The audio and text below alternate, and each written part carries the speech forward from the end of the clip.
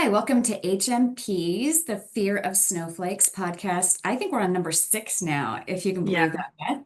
I crazy. was looking at some of the other ones and I was like, wow, I can't believe we went through six of them. I am here with my counterpart, Beth Lennon, and we are going to discuss how amazing it is to have the next generation, Gen Z, in the workplace, and what that means for those of us who are a little frightened of that and how we need to work harder at incorporating the next generation into the workplace. And today, Beth has let me know we are going to talk about AI, which strangely enough, I am finding I actually like. And that is something I never thought I would. I was like, oh no, I am so against AI. For the longest time, I'm like, that's taking away my ability to be creative on my own, and I am absorbing it and loving it. But you just informed me that that is not the case for all generations, which surprised me a little bit. Yeah, so I mean, Gen Z also loves AI, but not in the way that you'd think. Like, it's a really good jumping off point, and it does allow you to be more creative yourself too. But I think a lot of Gen Zers are noticing how smart it's getting, how quickly it's getting that smart, and how much it can do now. Like, it can do medical procedures, like there's What? a Whoa, whoa, or whoa, like whoa, whoa. robots can. Yeah, they have like open heart Oh, surgery robots. Okay, now is okay. done by like robots, but that is No, no, AI. no. Like, yeah. Yeah, no, no, no, you're right. So, But all of a sudden, when you said that, I pictured someone sitting at a computer going, I need to take my own appendix out. How do I do it? And then having a computer do it. I was like, oh my God, please tell me we're not there yet. I'm sure it'll happen one day, but not yet. yeah. So I think a lot of Gen Zers are scared that it's gonna take over a lot of jobs soon, especially those entry level positions because it's gonna get automated very, very soon. And because it all comes back together, like Yeah. it's so expensive to live now. How do you get a job after college? College is so expensive. Like it's all interconnected. No, okay, okay. I guess when you say it that way, it makes a bit more sense to me what you're trying to say. I didn't put two and two together like that would be your biggest competition. It's not the other person who graduates from college anymore, or the person who Mhm. didn't go to college who has the same skill sets. You're not fighting against the same people with skill sets or another resume that the HR person's looking at. You're fighting against whether the organization's decided a resume or a computer is going to do the job now. Right. And it's a Ah, lot cheaper for them just to have a the computer do it. So why but wouldn't they? don't you need the human to program the computer to do it? So don't you still? Yeah, like that's why like software engineers and computer science majors like that's all blown up because they Oh, do need those people. But your entry level corporate job a lot of times can be done by AI. So I don't know. Like my sister was also talking about she is an intern on her team and she was like, I don't even know what to give her anymore because what we would have her do was just like put in things automatically, but now they have AI that does all of that. So it's um, hard for internships too. thank God we work in HR where there's always Yeah. people needs, right? Yeah. I guess we chose a field that allows us a little bit more freedom, right? It'll be a while Yeah. before that's taken over by computers. Eventually, I'm sure a lot of it will be. Um, but so what do you find your generation's doing about that? Is that why you're finding more entrepreneurs? Are you finding more people are just choosing careers that are requiring their need to do AI, or what are you seeing is happening? Yeah, I'm seeing a lot of people I know are going into the computer science field. Okay. That's gotten super hard to get into for college. Like any of those majors, Wow. it's very, Okay. very competitive now. Which I like when my siblings are going to school, I never heard of anyone doing that. But So boring to me. I'm like, no, I hate that. But yeah, I think that is in the back of people's minds, like, what should I study that's not gonna be able to get taken over by a by a computer? computer. Yeah. So I think that that's something a lot of people are thinking about. But it's hard because if you already started something or you had a passion for something and then you go to college, spend all this money, and then you're like, I can't even get my foot in the door by getting the entry level position. And then where do you go from there? You know, like you can't just start out as a manager. Yeah. Do you think it'll change? I always wonder. So, you know how everything's cyclical in life, right? So you look back 20 years, 40 years, 50 years, et cetera, through history, and things change and they revert back and they revert back and they revert back, right? And then we go in this cycle.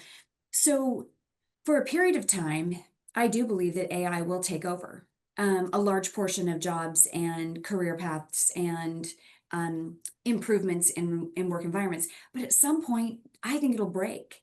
And what I mean by that is, I think we'll lose so much of that human connectivity that people are going to put their foot down. They're going to say, absolutely not. I'm not going to do business with a computer. I'm not going to sit on the phone and hit 1, 2, 1, 5 all the time, right? And wait and get hung up on 5 times and get really mad because I can't actually talk to a human, right?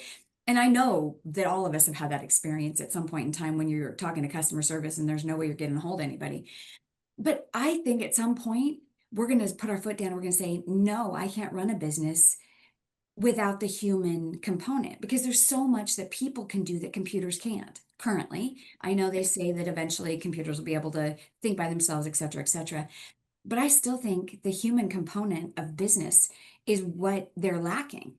And I think that's what they're going to miss if they choose to replace that next generation with a computer because you guys are so creative and you're so smart and you think so fast, but you also have something that's so unique because of how you were raised and the type of world that you're raised in that we're losing if we don't bring you into a work environment and we replace you with a computer. And I caution business owners who think that that can be replaced with computer generation because you're going to miss the connection that people need to the human aspect of it when you do that. And so I think people need to be careful in that balance. I'm not saying don't do AI as part of your continuous improvement because I'm a big believer that you have to figure out how to do less with more, more with less, excuse me. But I think that you have to balance that by bringing the human component into it too. Yeah, I think at some point it's all gonna have to like fall into that place because like I think that's what's gonna separate a good business from a great business. Like, while it may be cheaper and maybe you're doing some crazy things that a computer can do, I think people are gonna miss that connection. I mean, think about COVID. Like, look what happened to people when you didn't have that human connection. Yeah, Like, totally. so I think people are going to be missing that, and it's something that's always gonna have to be in business. That's super smart when you said that, actually, Beth, because I think, look at that. That's a great example. Look at the depression rates, look at the Mhm. suicide rates, look at all of that, right? When you look at COVID and you're like, this is what occurred because of a lack of human contact, right? Yeah. How do you not think that's going to happen if we take out the human contact in business, right? Hmm. And so you're absolutely right. I think business owners and leaders need to think about that is there's got to be that balance between the two. Not to mention the fact that as a leader, why don't you want to mentor and grow that next generation, right? Because someone's got to take over your business at some point, and it ain't going to be that computer sitting there, right? So Right. if you let everything be done by computers, there's nobody who's going to learn to grow your business long term, right? You have to invest in the people component as well so that your business can thrive long term and you can have a legacy. Yeah, I think there's such a value in getting advice from people who have gone through the business. Like, you can't train a computer to do that. You can't, they're not going to be able to tell you all the hard lessons they've learned and how they've grown throughout the business. Like, it's just not the same. No, And I it's think Gen Z especially really values that. They value mentorship and getting that advice from their leaders. So I don't think a computer is going to be able to do that the same as a human would. And I think that's super, super valuable in business, especially. I agree. And I think the vulnerability of talking about your failures is something that's so Yeah. important. And I think I know personally that my failures are my biggest successes. And I can attribute to where I became a better leader and a better business owner from my failures. And no computer is going to be able to give that to anybody. And I know that that's what I can impart on someone when I say, here's what you shouldn't do, and here's how I did it wrong, and here's what I learned from that, right? And no computer is going to provide that to you so that you can grow in those key areas. You're absolutely right. So that makes sense. So, what's your recommendation for business owners on how how they make sure they incorporate both, because we're not going to be able to tell them, hey, don't do this or this, right? But how do you recommend they bring that balance into their work environments?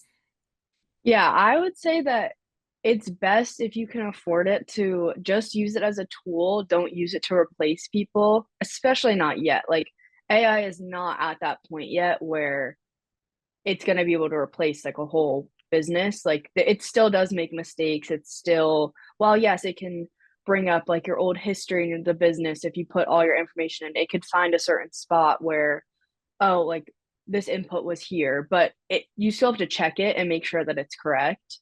So it's not at that level yet, but I think that you should always try to keep the human component because of, like, what we were just talking about, that mentorship, that value in human connection, and how humans really just they really need connection. Like, Yeah. that's, like, the biggest thing, and no computer is gonna be able to teach, um, a person stepping into the corporate life or business world, whatever, the same as a human would be able to. But I think it's a great tool. I think it's really, really good for cutting the time of projects, cutting the time of whatever, um, and being a good like learning component too. It knows so much and it can help you learn whatever you're trying to learn. But I don't think that it should replace anyone because people value that connection. I have to agree, and I think that's a brilliant way to look at it. I think look at AI as a tool or a system to Mhm. improve and increase your bottom line, right? So look at it no different than any other system that you're investing in, and then utilize your people to use the tool, right? So you may need less people in your work Mhm. environment, right? Because you can use that tool to increase productivity, but use it when you invest in your people, use it as a tool to help the business grow instead of using it as a way to reduce your team, right? I think that's a good way to look at it too.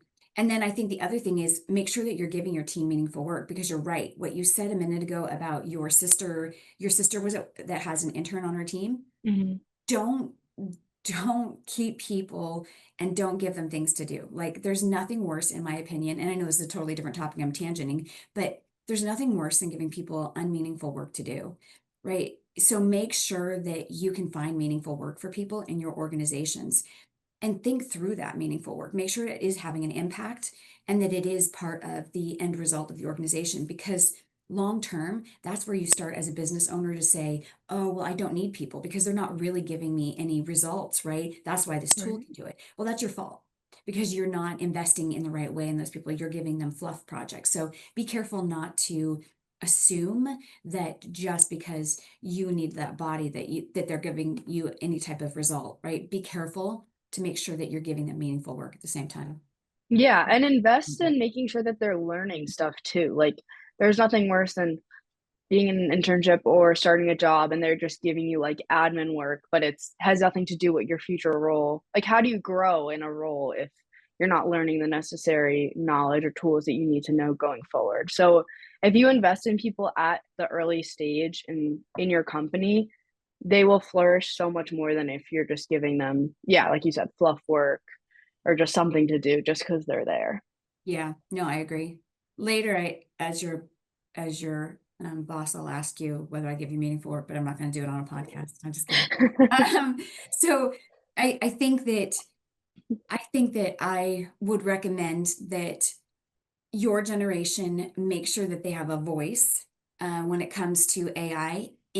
So we just talked about from a business perspective, like business owners and what we recommend for them. But I think also my recommendation for Gen Z is make sure that you're showing the value that you bring in using that tool. Don't be fearful of the tool and assume that it's me or the tool when you're talking to a business owner, right? So if you're interested in a job, if you're interested in a company, make sure you can show how that tool and you can become a partner to be better for that organization. That would be my recommendation for individuals in your generation. Don't scare away from the idea that that tool may replace you. Instead, learn how to use that tool to make you um, a better investment for that company, because I think that will show business owners even more why the two together are a better impact for the organization. Yeah, definitely. And I also think it's really interesting to see like as Gen Z starts entering the workforce because we are going to be so good at using the tool because we kind of grew up with it. So I think it's going to be a very interesting tool to use in the workforce, and leaders are going to be able to see how the human part and AI can work together and create an even better product. Yeah, up until it like takes over and no, I'm just kidding. Yeah. Up All until those there's no books, jobs. all those books, yeah. So thank you, Beth. I appreciate getting to learn more about what it is that your generation thinks of AI in the workforce. Yeah. So thank you for tuning into the Fear of Snowflakes podcast, where every generation brings something worth listening to. We'll see you on the next one. Thanks. Bye.